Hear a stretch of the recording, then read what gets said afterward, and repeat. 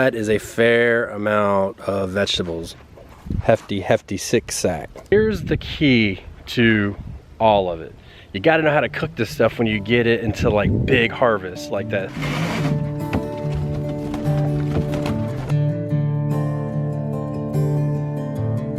Let me start this whole thing out with a plea to you guys. In your gardens this year, try and be more organized so you're not like me and you want to go do something and then you have to walk around for 5 minutes looking for something that you need. It's such a waste of time. This bed here, we have our cabbages, our radishes and turnips are like all intermixed here. And then this is actually, if you look at this guy, this is a yadfa, and I grew it and it got really big, and it's supposed to be like a broccoli and asparagus combo, but I could never figure out how to harvest it. So if you guys know how to harvest it, let me know. And unfortunately it did bolt, but it's not the end of the world. So we'll see if I'm probably gonna regrow it and see what happens. But if we look around here, I mean, for instance, this right here is ready to go. So we have 1, and then I'll probably get 2 and 3 out of there, 3 cabbages today. And if we come through, I mean, we can see, like, check this out. That's a turnip. That is a turnip, my friends. So good day for that. We're gonna start a pile right there. And then those are green turnips, and we have some more turnips. These were all radishes, and there's a couple left here. But as you can see, as I finish a section, I cover it with straw. So we've got a couple more here. Look at this guy, he's all deformed and whatnot. And then here,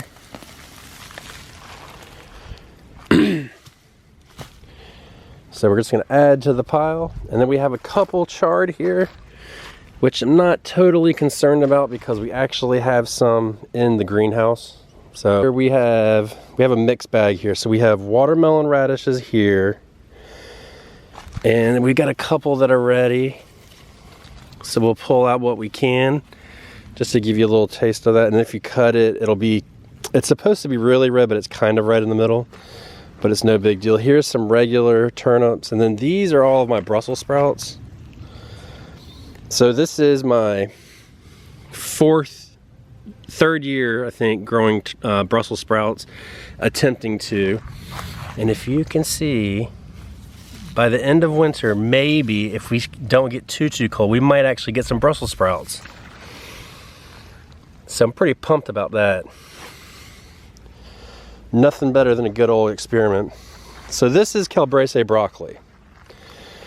Right here. You can see it's flowered. It's bolted. Now there's good news and bad news. The bad news is that we're obviously not gonna get broccoli, and if we did, it would be very bitter. And let me get this out of my hand. It'd be very bitter. But the good news is it's bolting now, so we can leave it and it won't take up any space, and maybe, just maybe, we could actually get some seeds out of it. So we can let it go and just kind of basically see what happens. So I need more broccoli seeds, and this would be perfect because once they go to seed, they take a long time to actually produce that seed to be harvested, because you want them to completely dry out on the plant. In case you're not aware, like right now, this was a broccoli head right here, and then it bolted, it put up flowers, and if you see like this right here, any of these long, this one's really good. All of these little things right here, those are all going to be seed pods. So unfortunately, we're probably going to pull this one up because I'm going to want to put my peas on this back trellis back here. But that's okay. We have a couple months, and then hopefully we'll get something out of it. And this one, you see how everything looks really beat down and tired? That's just because it froze last night. So it's not dead. It's not, all this stuff is frost hardy, even though 25 was a little cold, but it will bounce back as soon as it warms up. So we have kohlrabi. This is all kohlrabi here, and these are all turnips. And so this one is actually a little big. Yeah, it's big and it's split. So you can see, let's see, can you see? Maybe not. So what we might actually end up doing is I might actually leave that one there to go to seed, but I'll pull these up like this. So this one's a little big. It might be a little woody, but we're gonna go ahead and we're gonna grub on it anyways, you know what I mean? And if nothing else, we can eat the greens. So these back here are also kohlrabi, and you can see that that is actually ready to go. I'm sorry about the light and dark, it's shady right now. So this is actually my garlic patch. And let me go over here in the sunlight. So what I did is I searched everywhere for garlic, and I couldn't find any garlic to buy to put into my garden, because my season, I have to start it so late that basically everybody in the northern climates basically bought it all. I looked everywhere for some good garlic to put in here, because I have to grow soft neck too, because hard neck won't grow very well unless you have like solid cold temperatures. But with our fluctuations, we want soft neck. So what I did is I went and I bought grocery store garlic and put it in. It's soft neck garlic. I bought organic, and I am aware, from what I understand, and I believe I've done this in the past but don't remember, but it grows small, but then the second year it'll get bigger and bigger. But the way I look at it is I got three packs of it. You can actually see that I didn't clean it up. So 3 packs for $4, and I got about 60 cloves of garlic in there. So even if it does come up small and they're the same size as they come up at the store, I'll take it. I got no shame in my game about that. So we got a couple peas here. This whole trellis kind of was a failure this winter, and we have 1 plant, so we're just gonna leave it and see what happens. But as it gets closer, we'll probably clip it and just let this bed rest. And ooh, the pots. So this is what I'm excited about. Check this out.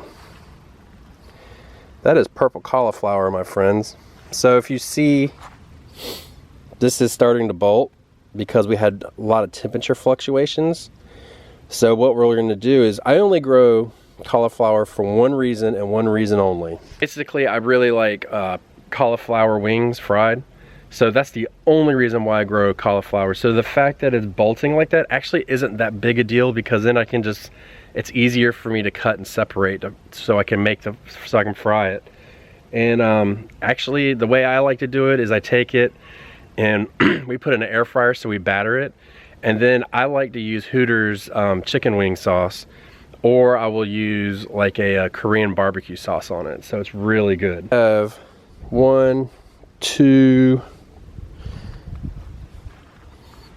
3 heads ready, and this one actually, because of the cold, it got a little burnt here, but I don't think I need to worry about that. And this one's nice and compact still, so we're gonna go ahead and harvest that. And then the benefit is I can pull that out and then add it to my compost back there. And so this bed here, we have a couple more kohlrabi. We're just finishing them up for the year. We've got a couple carrots that actually sowed correctly over the fall, so we've got a couple right here, and a few parsnips. And as the sun comes up more and more, and we get longer sunlight and a little bit warmer, these will all be ready to harvest, I'd say, in about 2 to 3 weeks. Our collards, I mean, they grow all winter here. So again, they look beat down, but by this afternoon, they'll be, you know, probably about this high. And it's still a little bit of ice on them.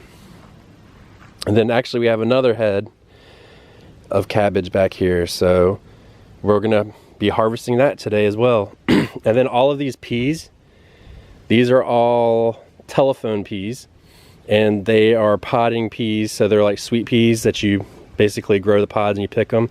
And I have a couple in the greenhouse right there that are ready to go, so you'll see that next week. But all of this is basically, as it comes up, this will all be gone. This will all be gone in a couple weeks. And then these I'm not overly concerned about. We can replace those if we need to, or we can add to them or leave them.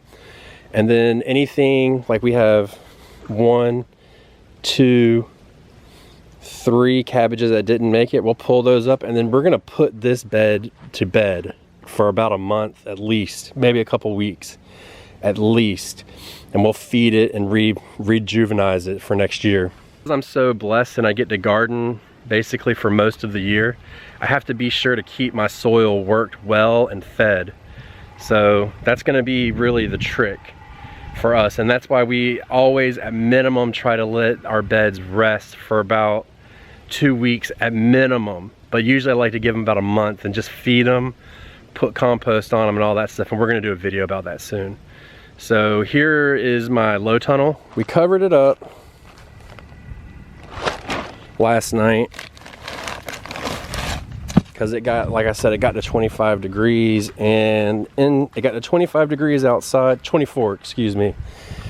And when I checked this morning, it got as low as 26 degrees in here.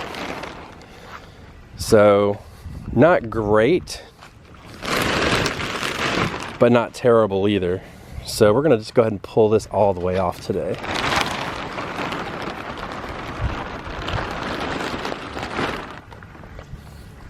So you can see we have another yodfaw that's doing this thing, and we're gonna go ahead and pull that bad boy out because I have plenty of seeds and I don't really know how to harvest yet. I need to really look into that. But look at our kale.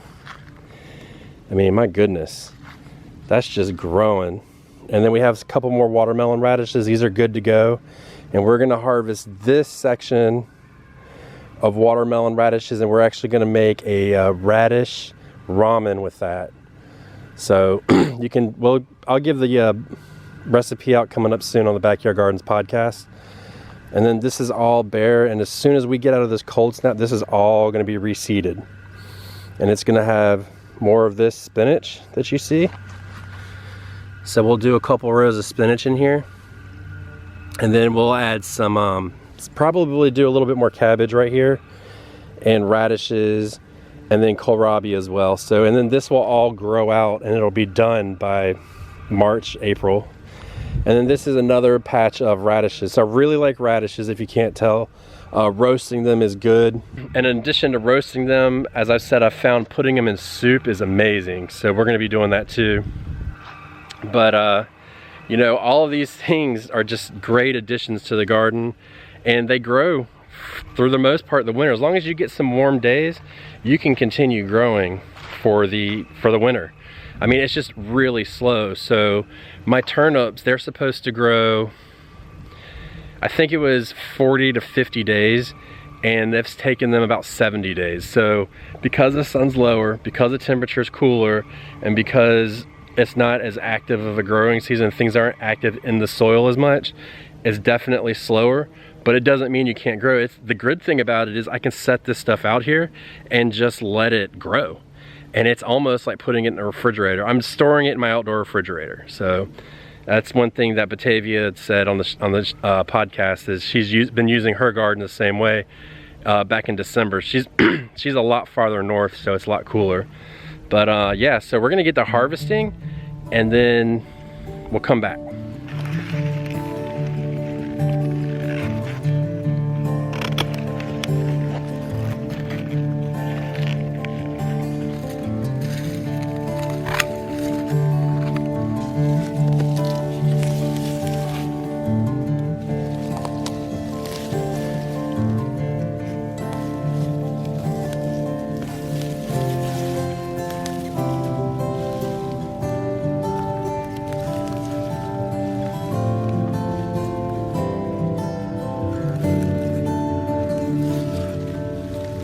See, this plant kind of grew jacked up, and it's growing so it hits the side of the low tunnel. What I'm gonna do is I'm just gonna go ahead and harvest this entire plant, and then if I can, there we go, and then it'll just make a little bit more room and it won't be so tight, and then I'll harvest all of these leaves, and that'll be my harvest for today.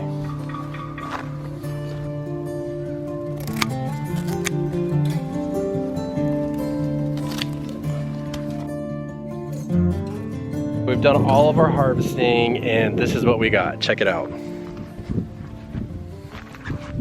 That is a fair amount of vegetables.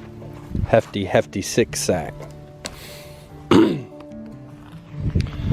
So it seems like I cleared out my garden, and usually this is how it works in the wintertime, is I do like a big harvest, and then I come through and then I'll do another big harvest in a couple weeks, and then dwindle my garden down to nothing. And there will be a period where I won't have much, but that's where the greenhouse kicks in, and then I can kind of offset with that. But here's the key to all of it. You got to know how to cook this stuff when you get it into like big harvests like this. So the cabbage, we're gonna make sauerkraut with it, and then we're gonna take the sauerkraut and we're gonna can it. Amongst other recipes, you know, we got 2 heads today. So we'll probably do the big head for sauerkraut, and then a head and a half for sauerkraut, and then the other half we make big batches of egg rolls, and then we freeze them. And then the turnips, they actually hold up pretty well. So we'll do like mashed potatoes, we'll put them in soups and stuff like that. We're trying to eat a little bit lower carbs, so turnips have about 60% less carbs than potatoes, if I'm not mistaken. If you go back to the Backyard Gardens podcast, there's a mini-sode that we did where we go over turnips and how to grow them, like everything you need to know about them. And at the end of that episode, we break down the nutritional information for them and compare it to potatoes. So I keep wanting to say tomatoes, but not yet. Soon we'll be starting tomatoes, but not today. And then the greens, obviously we'll just saute those a lot, but you know, kale goes pretty quick. You know, a whole handful of kale can be 1 meal. So we're not overly concerned about that. And that's one reason why we grow so much, is because we have a whole lot. We use it in smoothies and stuff like that. The radishes, we'll roast them. We'll put them in soups, in that daikon ramen that I told you about. And then the cauliflower, we have a recipe for that. So all of these things can be used, and we already have a plan to use them. So that's why we can do these big harvests and get out. And that's why we have a lot of radishes too, because we love roasted radishes.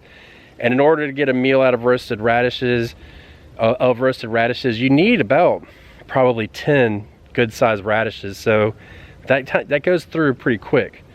So, you know, we just make a plan and we work through it. But yeah, we had a great harvest. I mean, I'm not gonna complain about this whatsoever. I'll take it. Middle of winter, harvest out of the garden, and it's so heavy it's making my arms shake, so I'll take it. So you guys take care. Check out the Backyard Gardens podcast, and be safe. See ya.